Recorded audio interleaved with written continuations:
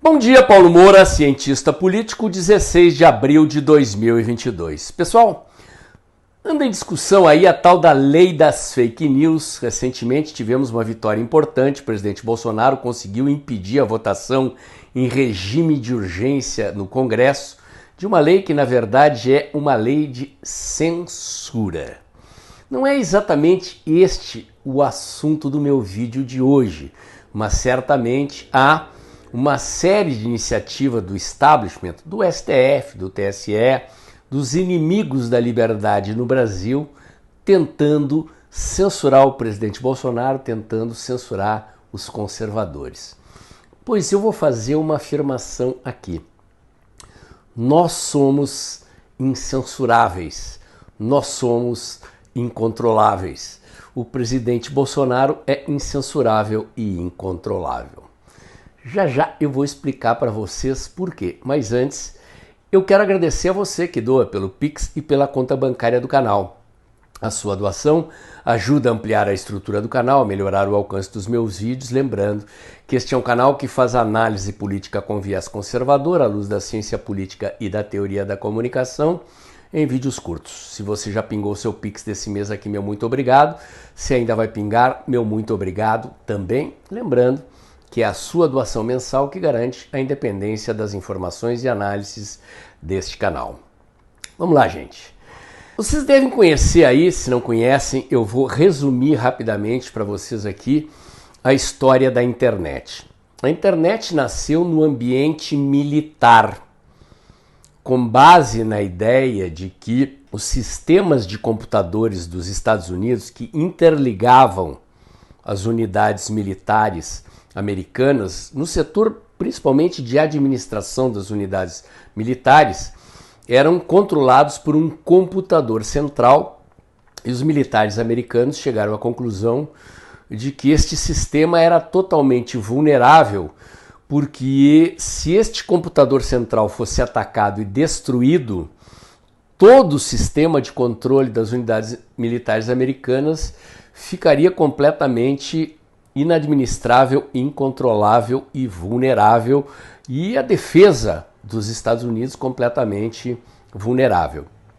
Então, eles começaram a quebrar a cabeça e inventaram um sistema que não tem computador central. Assim nasceu a internet. Então, é um sistema em rede em que todos os computadores se conectam com todos os computadores, de tal maneira que mesmo que você destrua um computador, as informações circulam em rede por meio de outros computadores e nunca é possível interromper o fluxo total da rede. Óbvio que às vezes a gente vê aí, acontecem panes e assim por diante, mas assim nasceu a internet no meio militar e dali ela se expandiu para fora do ambiente militar, se transformando neste fenômeno que ela é hoje, uma revolução que se expandiu para a economia, para o ambiente científico, enfim, transformou completamente o modo de vida da sociedade contemporânea na área da comunicação, da cultura, da economia, das relações de poder e assim por diante. Transformou a maneira como funcionam as organizações, as empresas, tudo o que a gente entende sobre o funcionamento da sociedade hoje é absolutamente diferente do que era até o início dos anos 90, quando a internet ainda engatinhava. Foi uma verdadeira revolução. E a principal característica da internet é exatamente essa.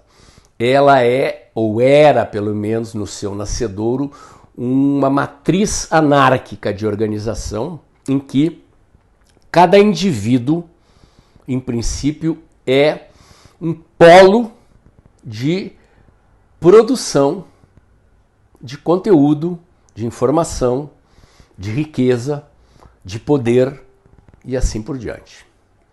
Então nós viemos de uma sociedade industrial em que tudo era produzido em massa, tudo era padronizado, tudo era unificado e passamos para uma sociedade que é o oposto disso.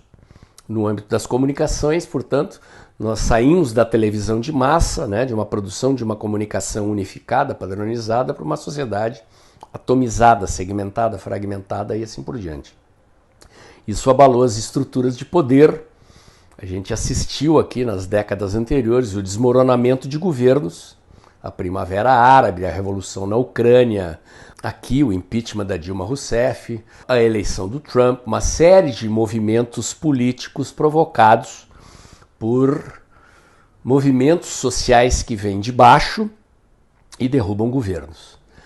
E, obviamente, isso gerou uma reação. Então, governos autoritários no mundo inteiro começaram a bolar sistemas de controlar a internet. A China, por exemplo, é o principal exemplo disso, Cuba e outros, mas a China principalmente, porque é um país com recursos tecnológicos avançados, começou a instalar sistemas de controle do tráfego de dados nos chamados backbones, nos sistemas, porque o tráfego de dados ele não transita exatamente apenas de computador para computador. Há sistemas de satélites, né, nos quais o tráfego de dados, digamos assim, ele tem das ruas imaginárias, né, das ruas virtuais, ele vai trafegar por avenidas e há sistemas lá em cima em que é possível bloquear o tráfego de dados e eles criaram filtros de palavras, de termos, enfim, é uma sofisticação complexa de explicar aqui, mas eles começaram a criar sistemas de censura, começaram a bloquear informações do Ocidente para impedir que os chineses tivessem acesso acesso a informações e a desejar viver como no Ocidente e assim por diante. No Ocidente, como nós vivemos em democracias, né, não sei até quando, do jeito que vai, a censura se instalou nas big techs privadas. Então, os políticos, né, os detentores do poder começaram a pressionar as donas das empresas de mídias sociais a instalarem filtros de controle de informação, censura privada. Então surgiram essas empresas de fact-checking, as empresas que controlam o que é verdade ou não é verdade, os sistemas de filtragem de palavras e termos do que é fake news, o que não é fake news, e assim por diante. São sistemas de controle de conteúdo, de informação, e aqui no Brasil, acho eu que é algo mais ou menos inédito no mundo, o STF assumiu uma função parecida com a do Partido Comunista Chinês. Quer dizer, um órgão da justiça, juntamente com o TSE, que é comandado por juízes do STF, se auto-atribuiu o papel de censor, de senhor da verdade, de controlador da verdade, e começou a fazer o que a gente sabe. Mandar prender jornalistas, mandar fechar veículos de comunicação, coisas que a gente vê lá na China, que a gente vê em Cuba, vê em regimes autoritários. Aqui no Brasil é o judiciário que está fazendo. Mesmo assim, eu afirmo para vocês que nós somos incensuráveis, incontroláveis, e mesmo o presidente Bolsonaro é incensurável, é incontrolável. A menos, é claro, que eles ousem prender o presidente Bolsonaro e mandar bloquear as redes do presidente Bolsonaro em plena eleição. Eu acho que politicamente eles não têm coragem e nem força política para bancar uma medida dessas. E mesmo assim, nós vamos reagir. Por que eu estou dizendo isso? Eles partem do pressuposto de que existe o tal do GDO, o Gabinete do Ódio. Na cabeça deles, existe um comando central do bolsonarismo. E o general comandante deste comando central seria o Carlos Bolsonaro.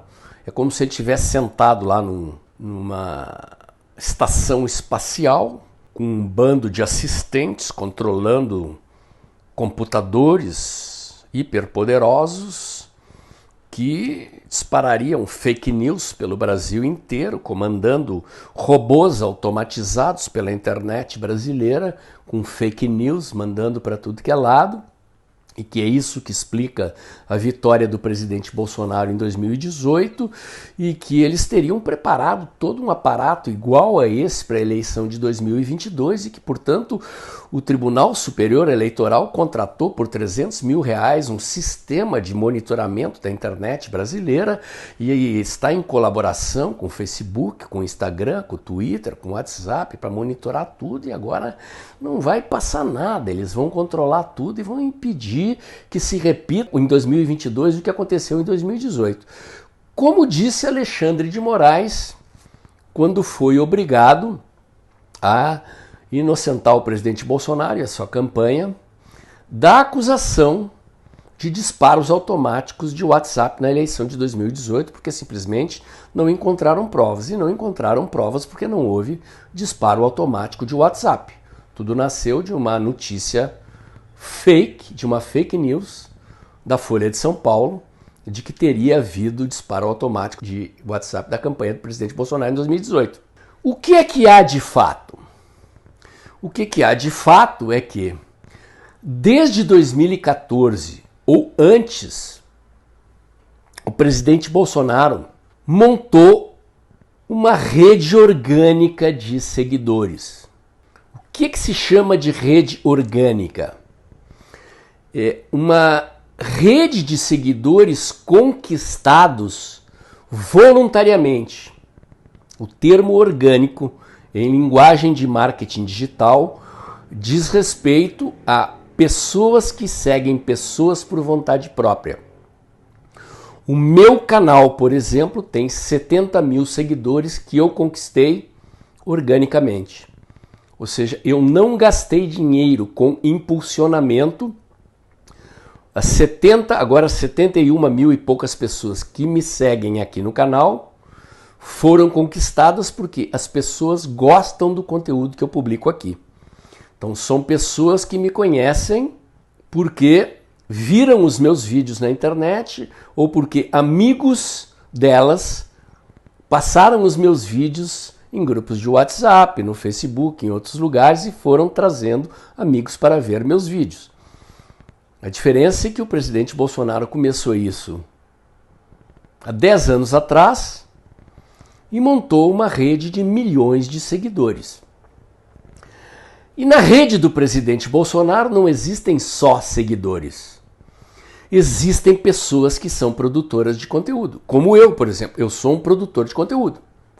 Isso aqui que eu estou fazendo é um conteúdo. E assim como eu produzo vídeos, existem pessoas que produzem memes. Existem pessoas que produzem cards. Existem pessoas que produzem artigos escritos. Existem pessoas que têm sites de notícias. Eu, durante muitos anos, eu fui só um reprodutor. Eu ficava nas redes sociais, procurava notícias interessantes. Quando eu achava que a notícia era interessante, eu simplesmente compartilhava aquela notícia para os meus amigos e indicava, olha pessoal, essa notícia aqui é interessante, o que vocês acham? Só que o jornalismo foi ficando tão viciado, tão impossível, que eu parei de compartilhar notícias da imprensa.